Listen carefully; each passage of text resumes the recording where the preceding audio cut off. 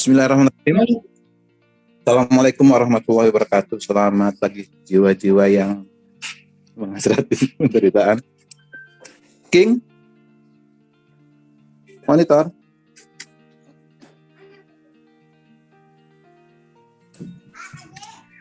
Halo King.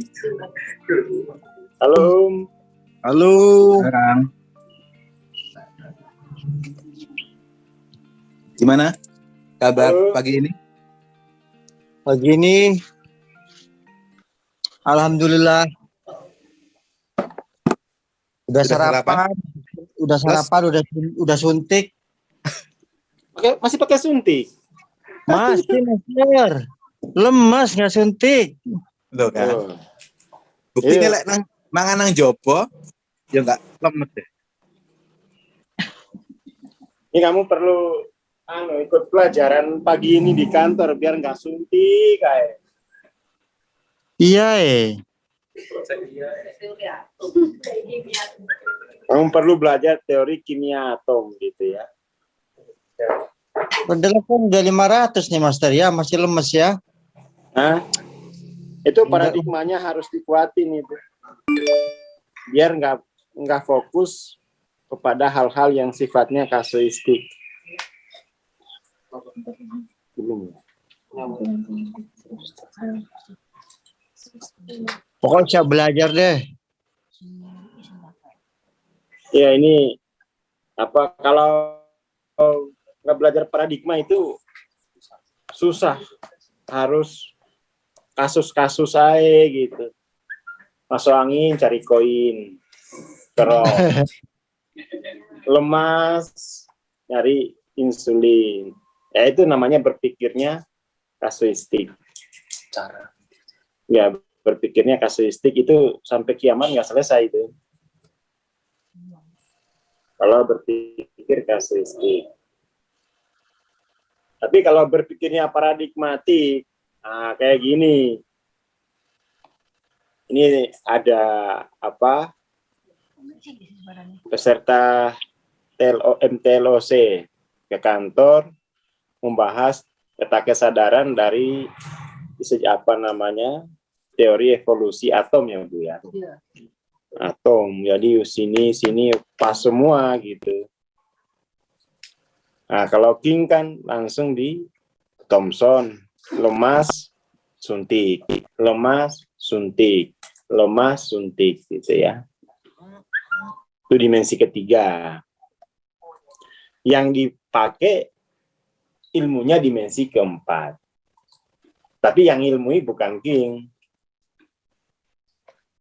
King hanya menggunakan temuan hasil dari orang dimensi keempat. Nah itu jangan dianggap solusi.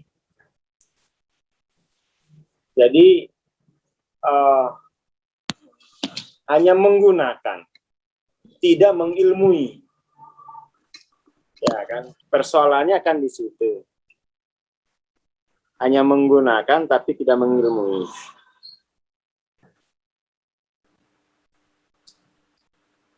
Tuh. Harusnya itu kan kerugiannya kan di situ ya. Kerugiannya dia menggunakan tapi dia nggak mengetahui. Terus ya sama dengan sapi lah. Makan rumput tiap hari tapi nggak ngerti rumput itu apa gitu ya. Mestinya kan harusnya yang saya makan ini apa sebenarnya? Oh ini. Kenapa kenapa juga saya harus makan ini? Itu mulai berpikir dia. Mulai berpikir. Terus bisa nggak saya nggak makan ini dan saya kembali pulih? Itu membutuhkan penjelasan-penjelasan semacam ini, paradigmatik. Jadi berpikir paradigmatik. Seperti itu. Nah, sini ada sebuah lompatan ya. Sebuah lompatan dari pelaku korban ke langsung kesadaran penyaksi dualitas. Penyaksi dualitas. Penyaksi dualitas tuh gini. Ini langsung praktek ini. Semua orang yang kena diabetes. Ini obat diabetes bisa turun omset ini. Kalau semua rakyat Indonesia paham menjadi penyaksi dualitas. Penyaksi dualitas itu tidak menjadi yang dualitas itu loh. Dia hanya penyaksi. Penyaksi dualitas itu pertanyaannya what am I gitu ya.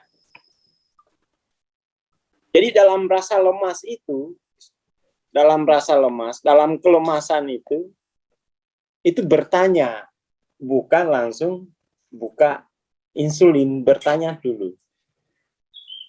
Pertanyaan, sebenarnya yang saya wakili ini apa?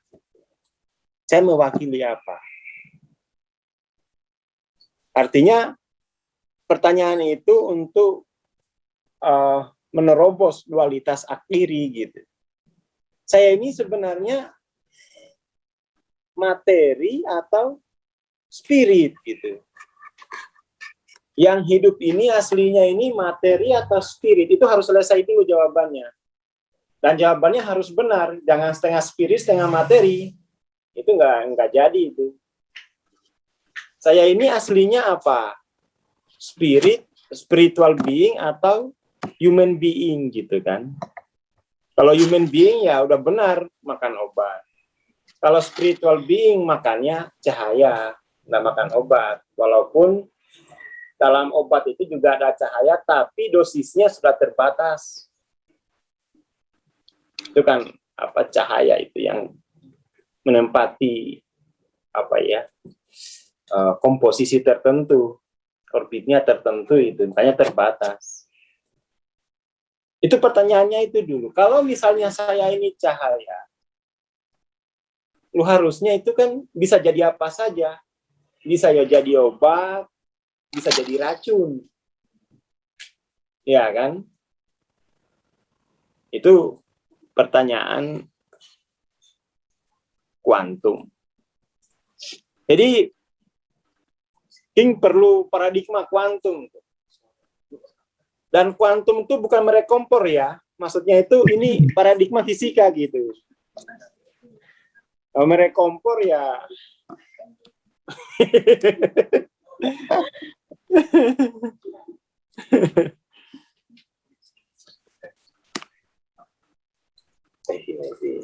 itu yang paling penting ya. Kalau lemas langsung ambil insulin, sekarang coba langsung tafakur gitu ya. Tafakur. Tapi yang jangan diingat Mas Camim mendadak tambah sakit, tambah naik gula darah ingat Mas Camim. Langsung pertanyaannya what am I gitu ya. What am I itu itu pertanyaan untuk persaksian. Persaksian atas diri dulu. Karena kenapa harus menyaksikan diri? Karena ada dualitas diri. Yang tidak mengalami dualitas itu hanya satu, Tuhan. Kalau dalam Tuhan itu tidak ada dualitas. Terang benderang. Kalau ya kan. Dualitas ini sebenarnya itu hanya terjadi pada manusia. Karena konsekuensi dari dia membelakangi cahaya atau dia menghadap cahaya. Dualitas itu ketika membelakangi cahaya. Makanya ketika ditanya teman saya, kenapa kok kamu bukunya buku-buku barat semua? Itu kan orang yang nggak pernah wudhu. Iya.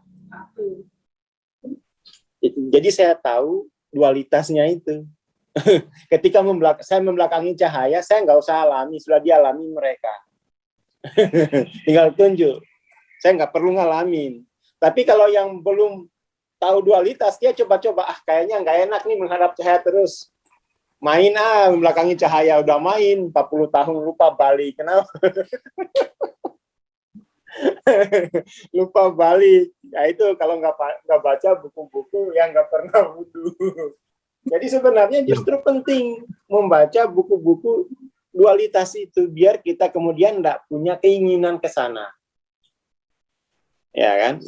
biar kita itu tidak kepingin, cukup menyaksikan saja, tidak perlu menjadi aktor. Biar mereka saja yang menjalani. Dan kita ya berterima kasih kepada mereka sudah menjadi peraga dualitas. Matur nuwun ya. Hormati, ditempatkan, dilayakan gitu jiwa itu. Kalau nggak ada mereka kan kita yang kena. Gitu. Jadi mereka ya sikap saya terhadap buku-buku barat deh gitu. Ini jiwa-jiwa pemberani, saya tidak sekuat mereka. Terima kasih, makanya saya beli gitu ya. Jangan dibajak bukunya Hawking itu. Jangan dibajak itu. Buku baja udah buku bajakan. Aku iso gak anu insulin, Kak. King lek cedak aku wis gak perlu insulin. Lah iya iku. Lek mulai baru penyaksi dualitas. Kemarin waktu di kafe itu enggak insulin. Enggak. Padahal minum soda gembira ya. Udah gembira, makan besar. Nah, pokoknya tak jamu sing enak-enak. Tajak perayaan terus. Wow, obatnya berarti itu ya. Dari situ itu King bisa ini. Kenapa kok kalau dekat Mas Camim saya enggak butuh insulin? Nah, itu berarti Mas Camim itu udah tinggi LOC-nya itu. King harus salim itu. Sungkem. Sudah salim, Master. Gimana? Malam salim. Oh iya. Itu berarti posternya udah harus dicetak itu, tempel di kamarnya King. Kalau perlu di print aja jadi apa namanya itu cover bed ya. Ini pasti itu. Wow, apa aja. Biar King tahu, oh di sini mungkin awal pengkultusan itu. Tapi karena nggak punya paradigmatik gitu ya. Jadi memang kalau nggak ada paradigmanya pasti pengkultusan tuh. Kalau ada paradigmanya nggak akan jadi pengkultusan. Itu hanya menjadi pengingat. Hanya menjadi jangkar pengingat atas sebuah paradigma. Jadi kalau lihat orang yang yang gambarnya itu, badannya itu penuh tato, gambar Einstein, gambar semua, oh itu kita positive thinking aja, oh itu pengingat akan paradigma. Nggak usah dibilang dia bertuhan pada Einstein, nanti kita dibacok sama orangnya. Jadi itu ya Kingnya. Jadi itu ya bukan hanya King, untuk teman-teman sekalian ya. Ini ada model baru untuk memahami peta kesadaran. Sebenarnya kan yang ini ada di buku Hawking gitu. Ada di buku yang model-model ginian. Ada truth versus falsehood gitu. Terus ada di buku yang satu itu buku PowerPoint-nya Hawking selama 10 tahun ngajar. Ini ada nih kayak gini nih. Tapi yang langsung kuantum. Di kuantum itu kan salah satu prinsipnya itu possibility ya. Apa namanya tadi itu possibility itu kebolehjadian, apapun boleh. Posibilitas itu kan itu ya, apapun boleh. Boleh jadi. Makanya kita kalau dulu di PC itu, oh kamu ini ya, iya boleh jadi gitu. Itu prinsip kuantum. Setelah itu kemudian karena sifatnya boleh jadi, kamu milih jadi apa gitu. King memilih menjadi penyintas. King memilih menjadi penyintas diabetes yang harus menggunakan insulin. Itu ya jadi itu akhirnya. Karena memilih menjadi, itu kan bagian dari jala gitu ya. Memilih itu takdir jala itu di quantum field. Jadi jangan sampai King itu kemudian ya kita bukan anti obat ya, tapi di situ ada dualitas. Ketika berhadapan dengan obat, hati-hati dualitasnya menjadi penyintas.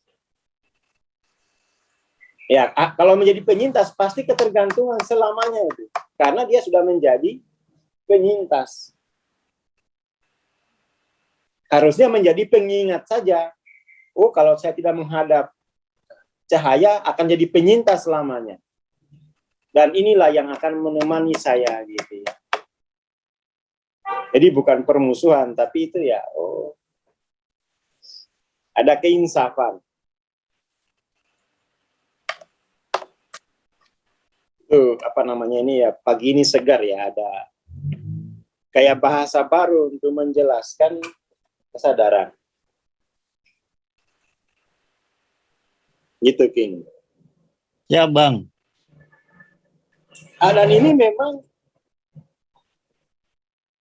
ini kan wacana paradigmatik ini. Tadi di grup Rumah PCI, kalau anak IPS paham nggak yang saya bilang? Kayaknya nggak paham, dikira bahas obat nyamuk, lingkar-lingkar gini. Soalnya kalau lingkaran-lingkaran kayaknya obat nyamuk ini, merek Thomson, merek Rutherford, merek obat nyamuk ini. Ini paradigma, evolusi paradigma ya. Evolusi paradigma. Nah itu King dari 3, dari langsung aja ke sini. Kalau di sini ini siapa pertanyaannya? Siapa pelakunya, siapa korbannya? Terus kalau yang dimensi keempat, di sini itu yang dicari bukan siapa. Siapa mengalami apa? Yang dialami siapa? Yang dialami siapa itu apa? Ya kan? Yang dialami siapa itu apa? Pertanyaannya begitu. Ngalami diabetes. Oh, ya udah, penyintas sudah kan? Siapa? King. Yang dialami siapa? Itu diabetes. Dia menjadi langsung menjadi penyintas. Ya kan? Itu kalau bor, kenapa kok King mengalami diabetes? Oh, kelamaan dimensi 3, orbitnya dimensi 3 dia itu. Kenapa kok? Siapa yang membuat obatnya? Oh, itu yang di lintas dimensi 4 yang membuat obat itu. Tahu itu. Jadi dia bisa menyaksikan setiap orbit yang terjadi. King, kenapa diabetes kebanyakan dimensi 3 ini? Situ berarti banyak masalah di situ. Terus obat itu kerjaannya orang dimensi 4. Kesadarannya dimensi 4 menghasilkan obat. Tahu dia. Jadi ya sudah nggak perlu dikonflikkan antara obat dan karena ya sudah itu membantu yang dimensi 3.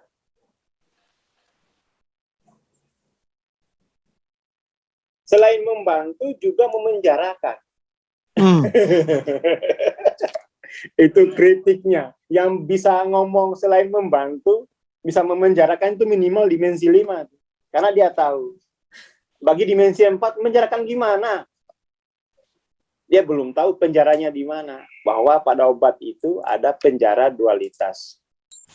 Di situ ada 2 hal di situ. Apa penjaranya?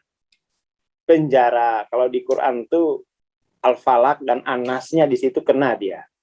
Itu yang bisa ngomong tuh dimensi 5. Dan itu kan bukan kita diskreditkan, itu kan wacana global gitu ya. Wacana peradaban bahwa pada dimensi 4 itu ada dualitas peran. Bisa membantu sekaligus memenjarakan. Kayak misalnya teknologi kursi roda. Ya, memang membantu itu. Tapi kalau dipakai terus, orang nanti nggak bisa jalan. Ketergantungan. Ada sifat ketergantungan pada alat. Ada sifat ketergantungan pada materi. Sehingga jiwanya itu nggak bisa meroket. Itu yang bisa ngomong begitu dimensi 5. Dimensi 4 dibilang, ini kalian hanya menjelekkan obat. Enggak. Dan itu kan juga ada jurnalnya, ya obat-obatan itu punya efek samping. Seperti itu.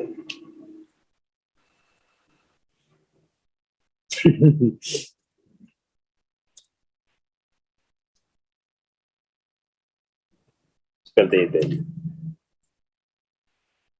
Ini ya King mesti harus ke dimensi 6. Ya, ke dunia kuantum. Dan itu tidak boleh menjadi siapa-siapa. Nggak boleh menjadi. Jadi jangan sampai itu gini. Kayak teman-teman saya. Pingin ke dimensi 6 biar menjadi sakti. Nggak bisa. Nggak bakal masuk. Karena di situ dia sudah punya niat untuk menjadi siapa-siapa. King mau belajar dimensi 6 biar kemudian tuh anggaran insulin berkurang, nggak bisa. Dia memang harus niatnya lillahi ta'ala itu. Untuk menyaksikan kebesaran Tuhan. Nggak urus. Saya mau jadi dengan siapa-siapa itu nggak usah diurus. Seperti itu. Demi apa? Ya demikian.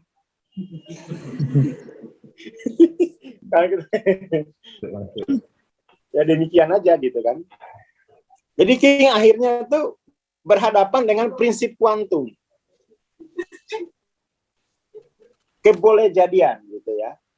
Prinsip kebolehjadian. Coba foto ini nih.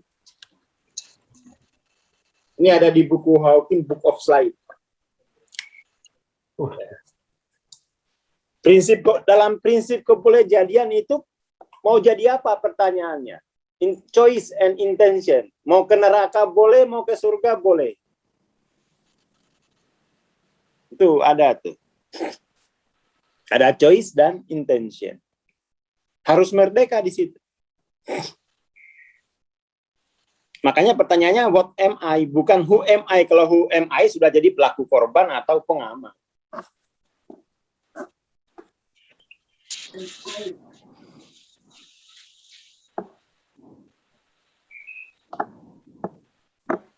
Seperti itu. Saya mewakili apa gitu ya. Nah ini kan dari Hawking ini. Kemarin ini saya siapkan buat yang mau diskusi soal ini loh, apa di grup sebelah itu, tak suruh menerangkan ini dulu. Sebelum bahas Hawking, coba terangkan ya yang ini dulu gitu ya. Sebelum bahas pengalaman gitu ya. Sebelum bahas pengalaman, coba terangkan kuantum mekanik ini dan kinesiologi. Kalau dia bisa menjelaskan filosofis, itu bisa itu. Bisa dipercayalah kalau kesimpulannya itu punya dasar filosofis gitu. Tapi kalau nggak bisa jelasin ini, kesimpulannya itu pasti retorik aja karena nggak punya dasar filosofis. Gitu. Ini kan dari slide-nya Hawking. Slide ke-18, PowerPoint-nya Hawking ini diterbitkan oleh Institute for Spiritual Research-nya Hawking gitu ya. Dia seperti itu. Pertama itu kan prinsip kebolehjadian.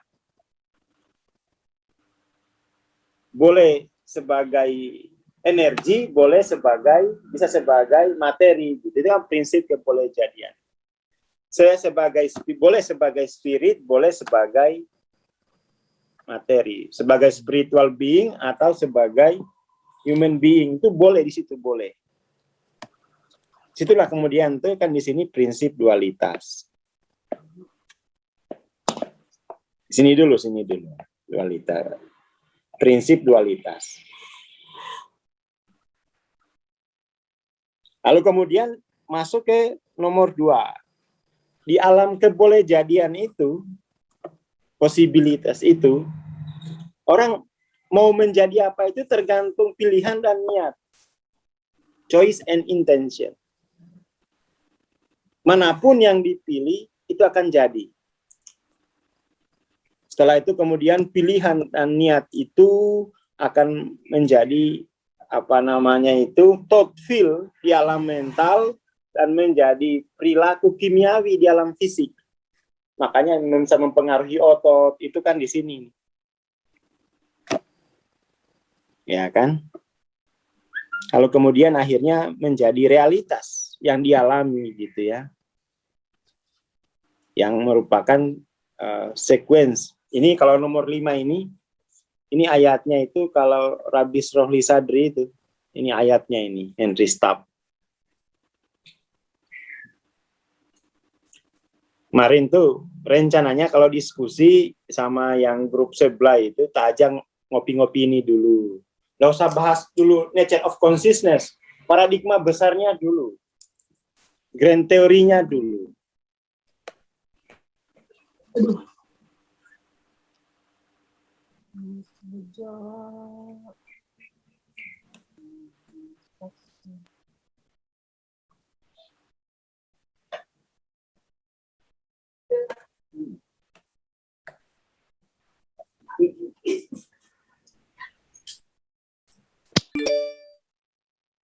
Ini loh, kelihatan nggak ininya?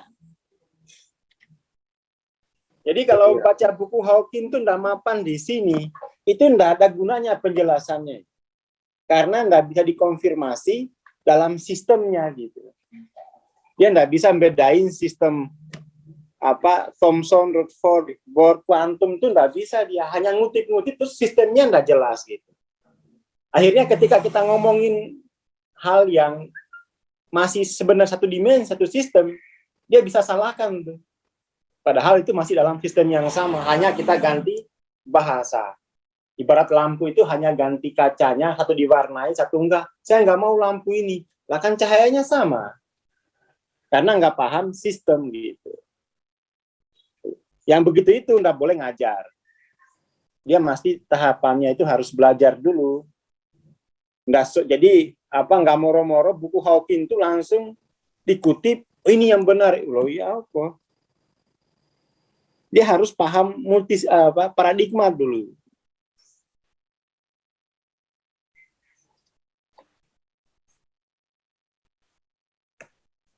Muncul nggak share screen-nya?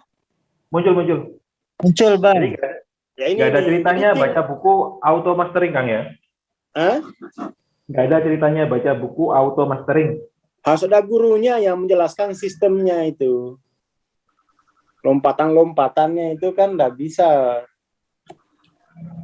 Nah, ini kan mereka ini yang kayak Rutherford ini kan pasti sudah mastering di Thomson gitu kan. Bohr pasti mastering sama Rutherford, kan begitu. Ya sebuah evolusi gitu, sintesis, nggak terputus-putus. Baca Hawking lalu dia melupakan teori psikologi, yang nggak bisa gitu. Makanya itu yang sebenarnya yang bisa mengkonfirmasi peta kesadaran itu ada dua tuh, orang psikologi sama orang yang paham teori-teori fisika. Itu akurat mereka itu untuk memahami peta kesadarannya Hawking. Orang psikologi sama orang fisika. Mereka bukan orang psikologi, mereka bukan orang fisika gitu. Tapi memberikan penghakiman, nah itu repot. Ini nggak ada di buku Mereka PowerPoint juga- kan tadi? Hah? Nggak ada di buku PowerPoint itu, yang Mas Kel tadi. Enggak. Yang ini enggak ada, ini kan di buku ini ya. Book of Di Life. slide-nya Hawking, Book of Life. Tebel banget. buku slide cara apa namanya, presentasinya Hawking. Itu harus punya kalau ngajarin Hawking. Jadi kita bicaranya itu sebagai grand teori, sebagai kasus, sebagai apa namanya sains, ngerti gitu arahnya kemana.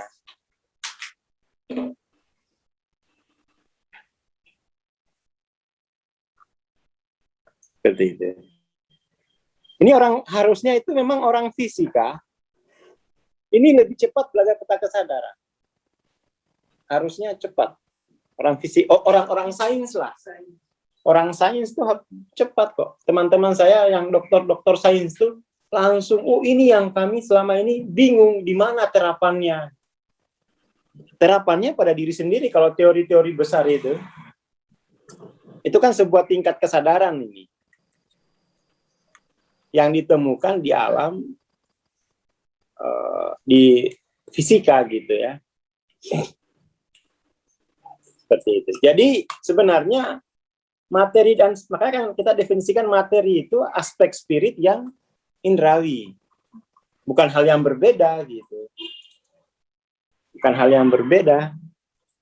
Perilaku materi itu bisa disaksikan dalam diri. Pada diri, kalau nggak di dalam, pada aja deh. Seperti itu. Jadi bagaimana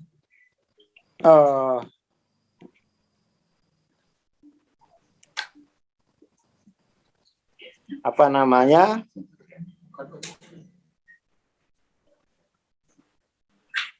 Apa istilahnya itu? Bagaimana menyembuhkan diabetes? King harus mempelajari fisika. Harus ke buku fisika, jangan kurangi ke apotik.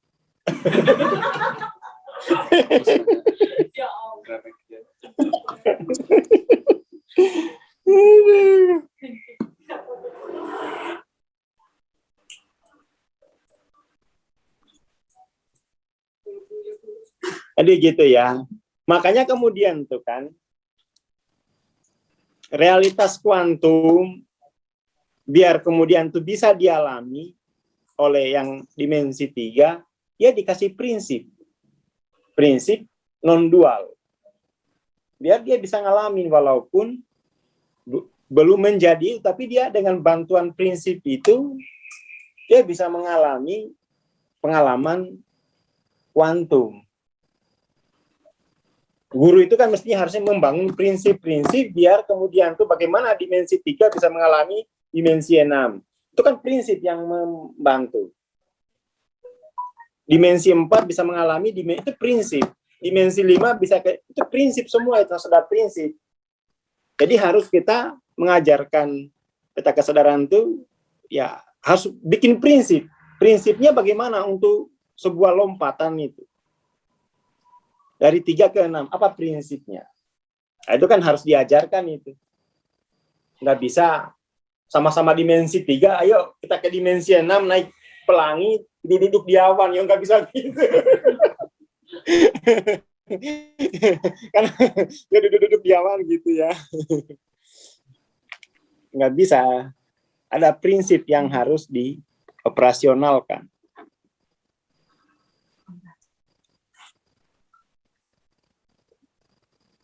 Gitu ya. Jadi ini yang terjadi pada King ya, yaitu harus disikapi secara paradigmatik, tidak secara kasuistik. Lalu kemudian kalau kasuistik itu ujung-ujungnya hanya ke apotik gitu, tidak ke perpustakaan. Ujung-ujungnya hanya ke apotik.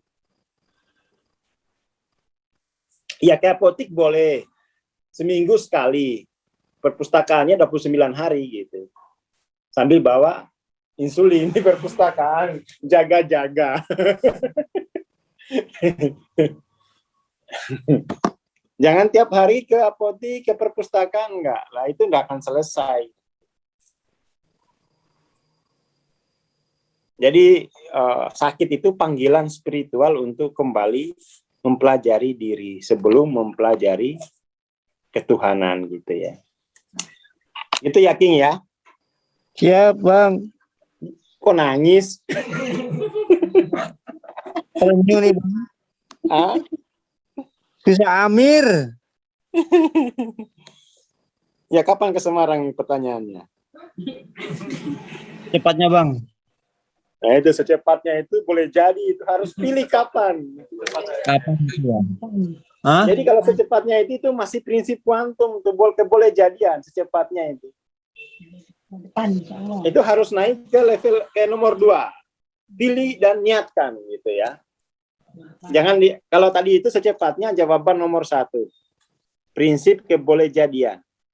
Boleh jadi hari ini, boleh jadi besok, boleh jadi juga sampai kiamat. Ya itu. Udah mantap tuh ya. Jadi secepatnya itu masih nomor 1. Boleh jadi besok, boleh jadi kapan-kapan. Boleh jadi nggak jadi.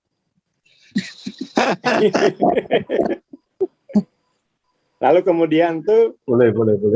nomor 2 gitu ya. Nomor 2 tuh harus choice intention. Pilih dan niatkan. Lalu nomor 3 pergi beli karcis.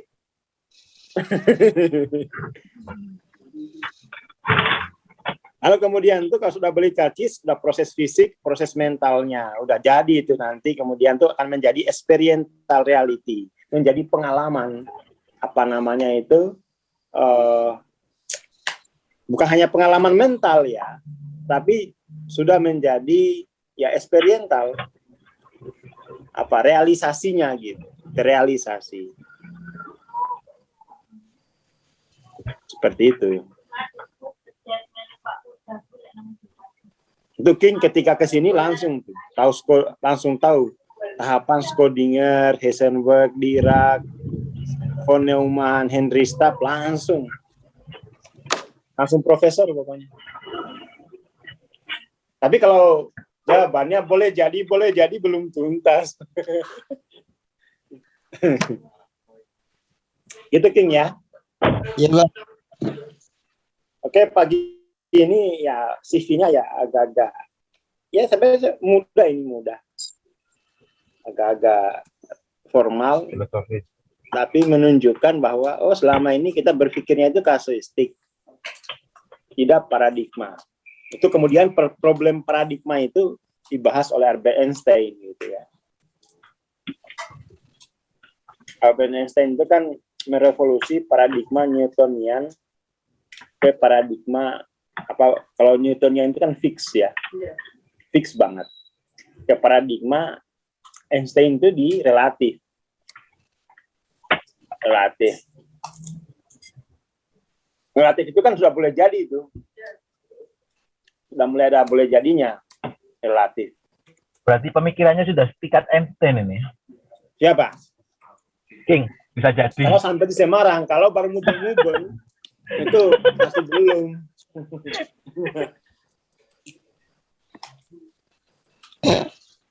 Tepatnya.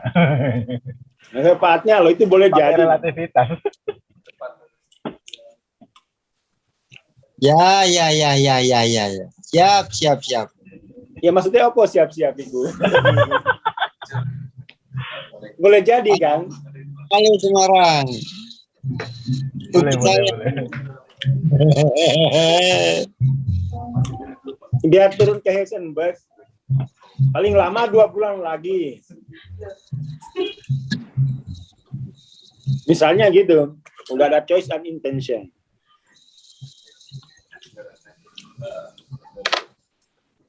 Oke, pagi ini itu dulu. Saya persiapan apa namanya? MTLOC. Digital literasi. Oh, betul.